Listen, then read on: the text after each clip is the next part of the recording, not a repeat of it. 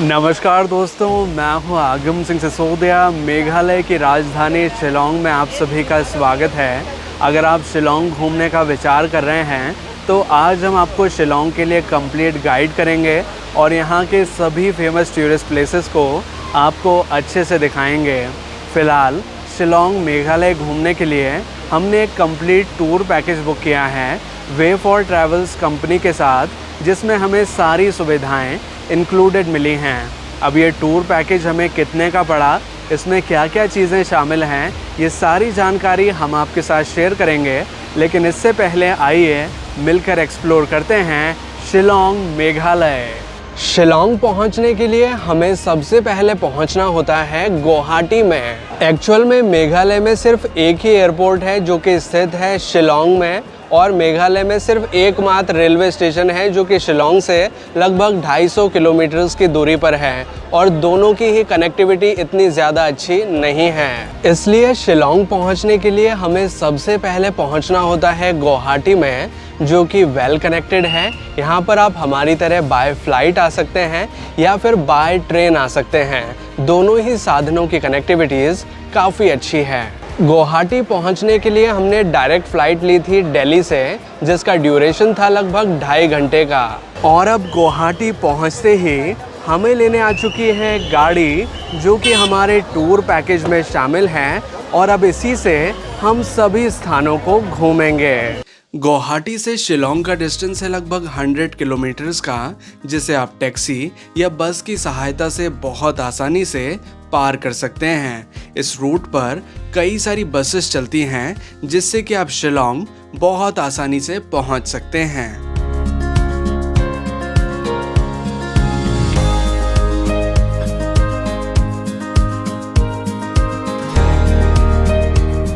अब हम पहुंच चुके हैं शिलांग में। गुवाहाटी से शिलांग पहुंचने में हमें लगभग 2.5 से 3 घंटे का समय लगा है। तो चलिए अब मैं आपको जानकारी देता हूं कि शिलांग में आप कहां पर रुक सकते हैं। शिलांग में जगह जगह पर कई सारे होटल्स बने हुए हैं और होम स्टेज की सुविधा भी है।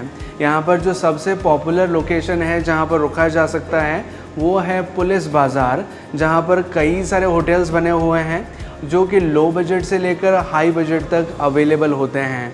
तो आप अपने बजट के हिसाब से चूज़ कर सकते हैं कि शिलांग में आपको कहाँ पर रुकना है। अगर आपको लो बजट स्टे चाहिए तो आप होम स्टेज में रुक सकते हैं, और अगर आप थोड़ा लग्जरी चाहते हैं तो अच्छे होटल्स में रुक सकते हैं जहाँ पर पूरी सुविधाएं अवेलेबल होती हैं। शिलांग के जिस होटल में हम रुकने वाले हैं, इस होटल का नाम है फिनिक्स रेजिडेंसी, जो कि एक काफ़ी लग्जीरियस होटल है। और इसके जिस रूम में हम रुकने वाले हैं उसका टूर मैं आपको कराना चाहूँगा। ये है हमारा होटल रूम, जिसे आप देख पाएंगे। ये काफ़ी लग्जीरियस है और नीट एंड क्लीन है। इसमें वो सारी सुविधाएं दी गई हैं जो कि हमारे स्टे को कंफर्टेबल बनाती हैं। ये होटल रूम हमारे टूर पैकेज में शामिल है, लेकिन एक जनरल टैरिफ की जानकारी आपके साथ शेयर करना चाहूँगा कि अगर आप यहाँ नॉर्मली रुकते हैं तो एक दिन का चार्ज लगता है 5000 रुपीज़ का, जिसमें कि 2 व्यक्ति का डिनर और ब्रेकफास्ट इंक्लूडेड होता है। शिलांग घूमने के लिए हम तो चल रहे हैं अपनी प्राइवेट कैब के थ्रू, लेकिन अगर आप चाहें तो city bus, auto rickshaw, local taxi या फिर स्कूटी या बाइक रेंट पर लेकर भी शिलांग घूम सकते हैं।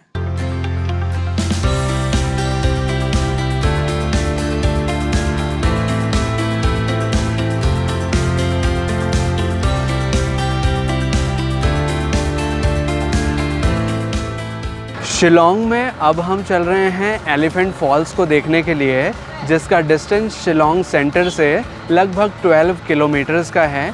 एलिफेंट फॉल को देखने का टिकट शुल्क लगता है 100 रुपीज़ पर पर्सन का। और अभी जिस स्पॉट पर हम खड़े हैं, यहाँ से एलिफेंट फॉल तक पहुँचने के लिए हमें थोड़ा ट्रैक करते हुए आगे की ओर जाना होता है।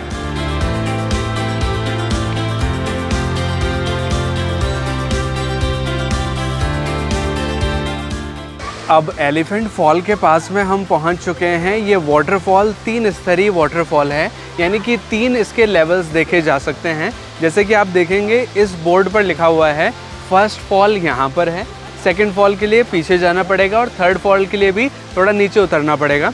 जो फर्स्ट फॉल है यानी कि ये सबसे ऊपर वाला हिस्सा है इस वाटरफॉल का, जहाँ से इस वाटरफॉल की शुरुआत होती है।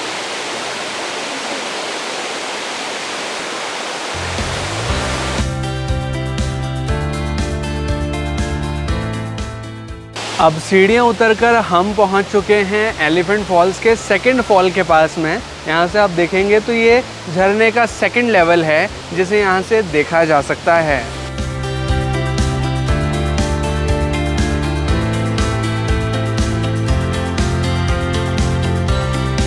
अब एलिफेंट फॉल्स के मेन व्यू पॉइंट पर हम पहुँच चुके हैं, जो कि थर्ड लेवल है इस वाटरफॉल का। लेकिन यहाँ से ये वाटरफॉल सबसे सुंदर और सबसे अच्छा दिखाई देता है। अगर आप थर्ड लेवल पर आते हैं तो यहाँ खड़े होकर आप वाटरफॉल के साथ काफ़ी अच्छे पिक्चर्स क्लिक कर सकते हैं। यहाँ वाटरफॉल के नीचे एक छोटा सा कुंड भी बना हुआ है। इस वाटरफॉल का नाम एलिफेंट फॉल्स इस वजह से है क्योंकि पुराने समय में यहाँ पर एलिफेंट यानी कि हाथी के आकार का एक पत्थर हुआ करता था। लेकिन 1897 में यहाँ पर एक भूकंप आया और उस भूकंप में वो पत्थर नष्ट हो गया। तो अब तो वो पत्थर यहाँ पर नहीं है, लेकिन इस वाटरफॉल का नाम है एलिफेंट फॉल्स।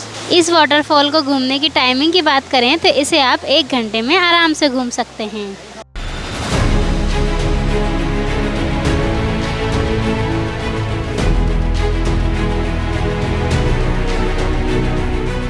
अब शिलोंग के फेमस एयरफोर्स म्यूज़ियम को हम देखने आ चुके हैं। इस म्यूज़ियम को देखने का टिकट शुल्क लगता है 40 रुपीज़ पर पर्सन का। और म्यूज़ियम को देखने के लिए सबसे पहले आपको विज़िटर्स पास दिए जाते हैं, जिसको पहनकर आपको अंदर की ओर प्रवेश करना होता है। जैसे ही आप म्यूज़ियम के अंदर प्रवेश करते हैं तो एयरफोर्स से जुड़ी कई सारी चीज़ें यहाँ देखने मिलती हैं। जैसे कि अभी आप देखेंगे तो वायु सेना में जो हेलीकॉप्टर यूज़ किया जाता है उसका जो मॉडल है, जो असली हेलीकॉप्टर है, वो यहाँ पर डिस्प्ले किया गया है। हालांकि ये पुराना है, वर्किंग में नहीं है, लेकिन इसे यहाँ पर देखा जा सकता है बहुत ही क्लोज़ में। तो इसमें और भी कई सारी चीज़ें हैं, तो आगे बढ़ते हैं, 1 बाय 1 करके सभी को देखेंगे।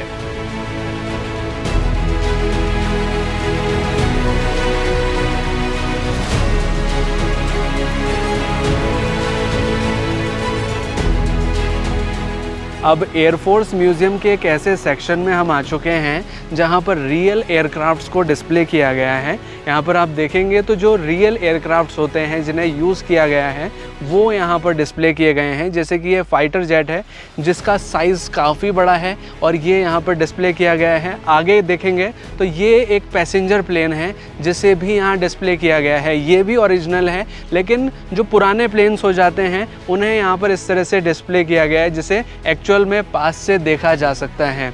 बहुत ही इंटरेस्टिंग अनुभव होता है जब हम इन प्लेन्स को पास से देख सकते हैं और यहाँ आकर इनके साथ पिक्चर्स क्लिक कर सकते हैं। जैसे कि आप देखेंगे इस प्लेन की जो पंखड़ी है वो ही बहुत बड़ी है, मतलब बहुत बड़े साइज़ का ये प्लेन है। और इसकी जो विंडोज़ हैं वो भी यहाँ पर दिखाई गई है जो कि काफ़ी बड़ी है।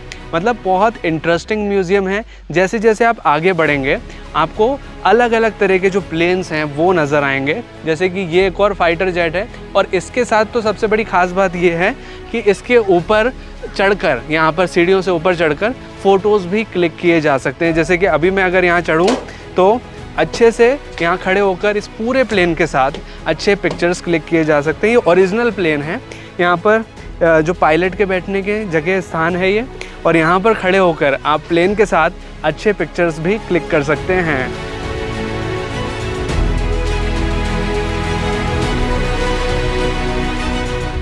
एयरफोर्स म्यूज़ियम के टाइमिंग के बारे में बात करें तो ये सुबह 9 बजे से शाम को 5 बजे तक ओपन रहता है और ये सभी दिन ओपन रहता है। आप इसे कभी भी देखने आ सकते हैं और इस म्यूज़ियम को देखने में आपको लगभग आधा से 1 घंटे का समय लगेगा।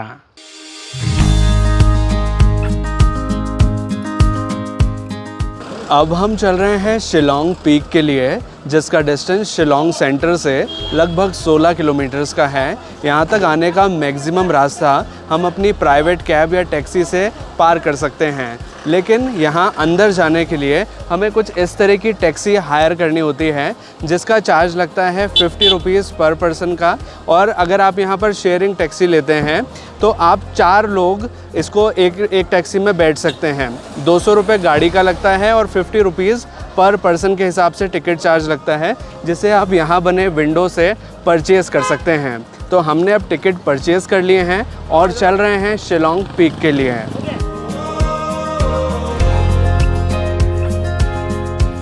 अब शिलोंग पीक पर हम पहुंच चुके हैं, जो कि शिलोंग का सबसे ऊंचा पॉइंट है। यहां से शिलोंग का पूरा नज़ारा देखा जा सकता है। शिलोंग की जितनी भी बसावट है वो यहां से बहुत अच्छे से नज़र आती है। इस पॉइंट पर आकर आप बहुत अच्छे पिक्चर्स क्लिक कर सकते हैं, साथ ही शिलोंग को बहुत अच्छे से निहार सकते हैं। शिलोंग पीक में अगर आप आते हैं तो यहाँ पर नॉर्मल फ़ोटोज़ के अलावा आप यहाँ की ट्रेडिशनल ड्रेस में भी फ़ोटोज़ क्लिक करा सकते हैं। ड्रेस का चार्ज लगता है 100 रुपीज़ पर पर्सन का। शिलोंग पीक की ऊंचाई समुद्र तल से लगभग 6500 फीट की है और यहाँ पर एक सेल्फी पॉइंट भी बना हुआ है जहाँ लिखा है I love Shillong peak. Shillong peak में एयरफोर्स स्टेशन है और साथ ही रेडार है। यहाँ पर आने के लिए हमें कुछ रूल्स एंड रेगुलेशंस को फॉलो करना होता है और प्रवेश करने के लिए हमारे पास अपना आईडी कार्ड होना ज़रूरी है, जैसे कि आप अपना आधार कार्ड कैरी कर सकते हैं। शिलोंग पीक की टाइमिंग की बात करें तो ये सुबह 8:30 बजे से लेकर दोपहर 3:30 बजे तक ओपन रहता है। और शिलोंग पीक को विज़िट करने में आपको लगभग 1 से 1.5 घंटे का समय लगेगा।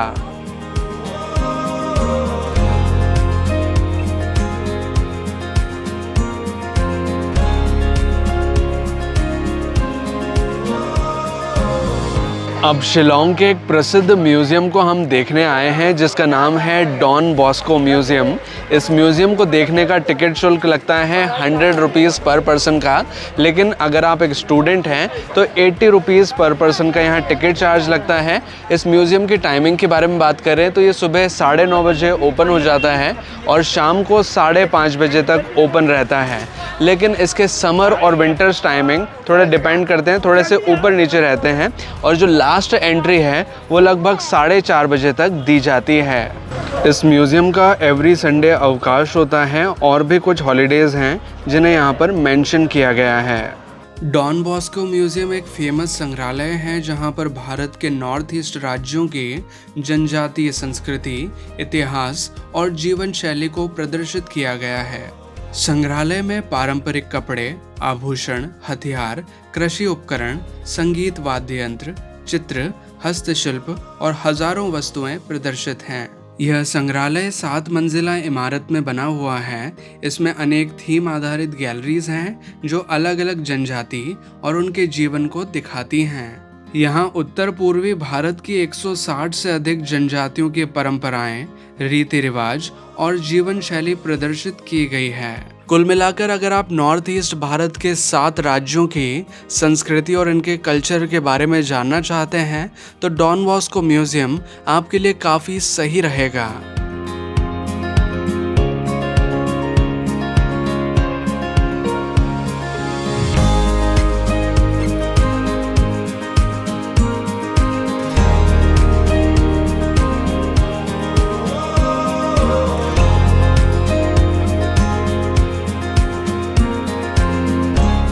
इस म्यूज़ियम के टेरेस एरिया पर स्काई वॉक भी बना हुआ है जहां से शिलोंग का 360 व्यू देखा जा सकता है और इस म्यूज़ियम को एक्सप्लोर करने में आपको लगभग 1 से 1.5 घंटे का समय लगेगा।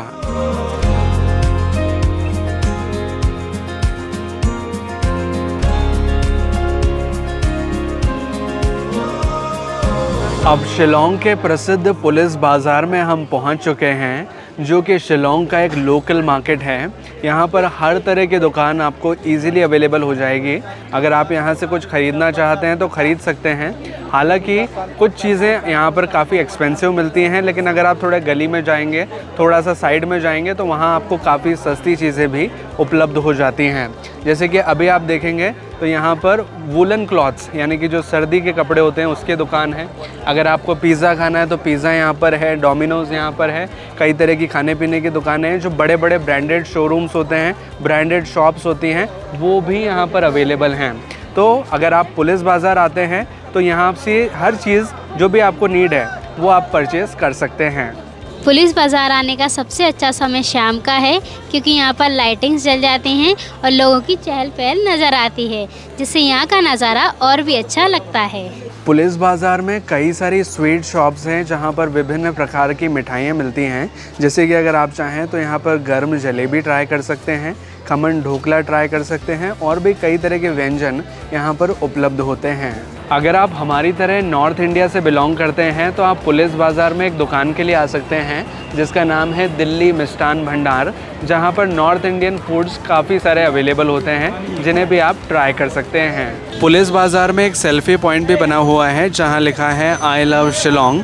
यहाँ पर भी आकर आप कुछ अच्छे पिक्चर्स क्लिक कर सकते हैं। शिलोंग में खान पान की बात करें तो यहाँ पर mostly non vegetarian foods famous हैं, लेकिन अगर आप हमारी तरह एक प्योर वेजिटेरियन हैं तो यहाँ पर कुछ ऑप्शंस मैं आपको बताना चाहूँगा कि अगर आप यहाँ के पुलिस बाज़ार के पास में आ जाते हैं तो यहाँ पर कई सारे ऐसे प्योर वेज रेस्टोरेंट्स हैं जहाँ पर आप शुद्ध शाकाहारी भोजन ले सकते हैं।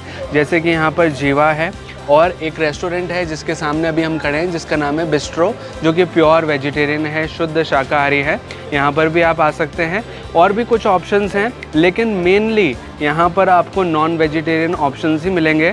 वेजिटेरियन ऑप्शंस के लिए आपको यहाँ के लोकल लोगों से पूछना होगा।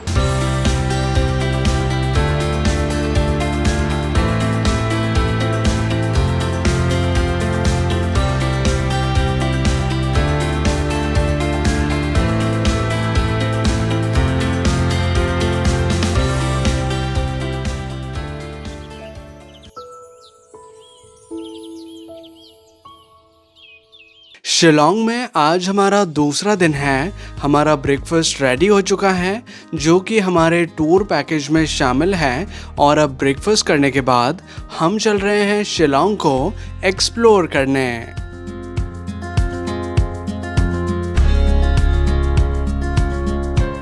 शिलोंग से लगभग 24 किलोमीटर्स दूर अब आ चुका है लाइटलूम कैनियंस, जो कि एक बहुत सुंदर व्यू पॉइंट है जहां तक आने में हमें लगभग 45 मिनट का समय लगता है। ये शिलोंग से थोड़ा दूर है लेकिन एक काफ़ी अच्छा व्यू पॉइंट है जिसकी ओर अब हम आगे की ओर बढ़ रहे हैं।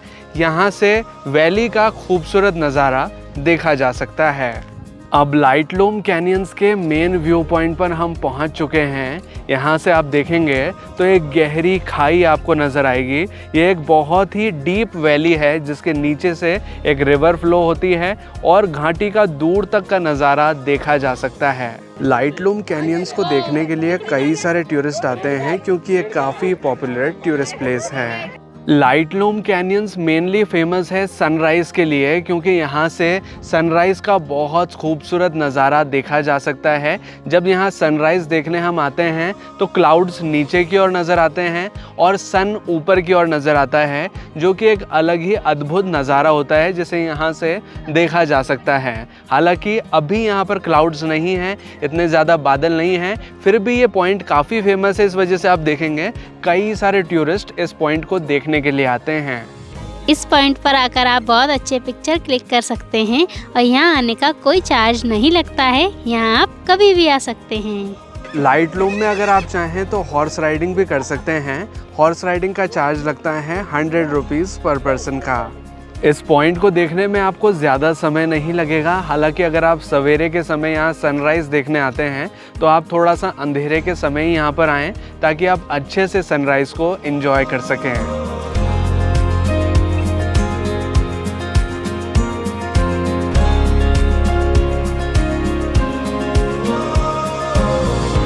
शिलोंग से लगभग 11 किलोमीटर्स की दूरी पर अब आ चुका है स्वीट फॉल्स, जो कि एक काफ़ी खूबसूरत झरना है और बहुत ऊंचाई से गिरता है। हालांकि इस झरने को हम दूर से ही देख सकते हैं, इसके पास नहीं जाया जा सकता, लेकिन फिर भी ये झरना बहुत सुंदर है। यहाँ पर आकर आप बहुत अच्छे पिक्चर्स क्लिक कर सकते हैं। इस झरने के बारे में बहुत सारे टूरिस्ट को पता नहीं हो पाता, लेकिन आपको यहाँ आना चाहिए क्योंकि इसका नज़ारा देखने लायक है। बहुत ही सुंदर सा घाटी का व्यू नज़र आता है और साथ ही झरना भी अच्छा नज़र आता है। यहाँ आकर आप काफ़ी अच्छा टाइम स्पेंड कर सकते हैं और फोटोज़ भी अच्छे क्लिक कर सकते हैं।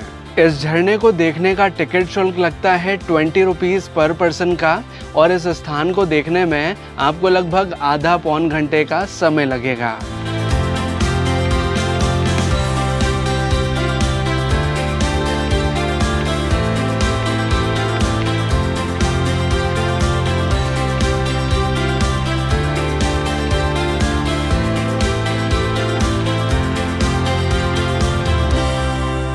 शिलोंग से लगभग 16 किलोमीटर दूर अब आ चुकी है उमियम लेक, जो कि एक काफ़ी प्रसिद्ध झील है। यहाँ पर बोटिंग कराई जाती है। बोटिंग अलग अलग वैरायटीज़ की होती है, जैसे कि आप यहाँ पर स्पीड बोट का आनंद ले सकते हैं, एक नॉर्मल चलने वाली बोट का आनंद ले सकते हैं जिसमें कि 10 पर्सन्स की कैपेसिटी होती है, और यहाँ पर लाइफ जैकेट्स पहनाकर एक स्पेसिफिक पोर्शन बनाया गया है जहाँ पर आप नहा भी सकते हैं पानी में। पूरे लेक में अलाउड नहीं है, लेकिन एक छोटे पोर्शन में नहाना अलाउड है, जिसका मज़ा भी आप यहाँ ले सकते हैं। उमियम लेक में प्रवेश करने का टिकट शुल्क लगता है 50 रुपीज़ पर पर्सन का, और इसके टाइमिंग के बारे में बात करें तो ये सुबह 9:30 बजे से शाम को 4 बजे तक ओपन रहती है। बोटिंग चार्जेस की जानकारी मैं आपको देना चाहूँगा। यहाँ पर अलग अलग तरह की बोट चलती हैं और उसके हिसाब से अलग अलग रेट्स हैं। जैसे कि अगर आप इस तरह की बोट लेते हैं जिसमें कि 10 पर्सन बैठते हैं तो उस बोट का चार्ज लगता है 1500 रुपये, और इसमें आप 5 मिनट के लिए बोटिंग कर सकते हैं। अगर आप स्पीड बोट लेते हैं तो 600 रुपीज़ चार्ज होता है पर बोट का, और इसमें 5 मिनट के लिए आपको राइड कराई जाती है। इस प्रकार से यहाँ पर राइड होती है।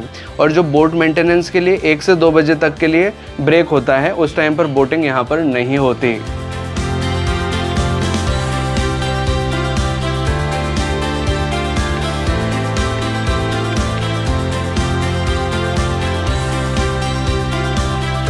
उमियम लेक का निर्माण किया गया था 1965 में हाइड्रो इलेक्ट्रिक पावर प्रोजेक्ट के तहत, और ये लेक पड़ती है गुवाहाटी से शिलोंग जाने वाले मार्ग पर।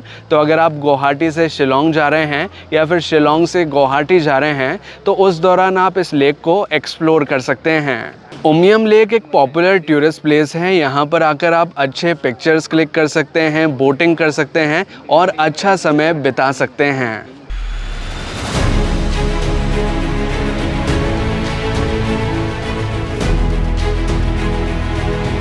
शिलोंग में आप मेघालय के स्टेट म्यूज़ियम को देखने भी आ सकते हैं, जिसका नाम है विलियमसन संगमा म्यूज़ियम। इस म्यूज़ियम को देखने का टिकट शुल्क लगता है 80 रुपीज़ पर पर्सन का, और ये सुबह 10 बजे से शाम को 4 बजे तक ओपन रहता है, और संडे के दिन इसका अवकाश होता है। मेघालय स्टेट म्यूज़ियम में मेघालय की संस्कृति और इसके इतिहास से जुड़ी कई सारी चीज़ें देखने मिलती हैं। अगर हमें मेघालय को अच्छे से देखना है और समझना है तो मेघालय स्टेट म्यूज़ियम एक काफ़ी अच्छी जगह है। इस संग्रहालय में पारंपरिक कपड़े, हथियार, संगीत वाद्य यंत्र, घरेलू वस्तुएं, कृषि उपकरण, आभूषण और हस्तशिल्प जैसी वस्तुएं संग्रहित हैं। इस म्यूज़ियम में मेघालय की आदिवासी जनजातियों की जीवन शैली, परंपराएं और इतिहास प्रदर्शित किया गया है। मेघालय में खासी, जयंतिया और गारो जैसी जनजातियां उपस्थित हैं। ये म्यूज़ियम 2 पार्ट्स में बना हुआ है और इस म्यूज़ियम को देखने में आपको लगभग 1 से 1.5 घंटे का समय लगेगा।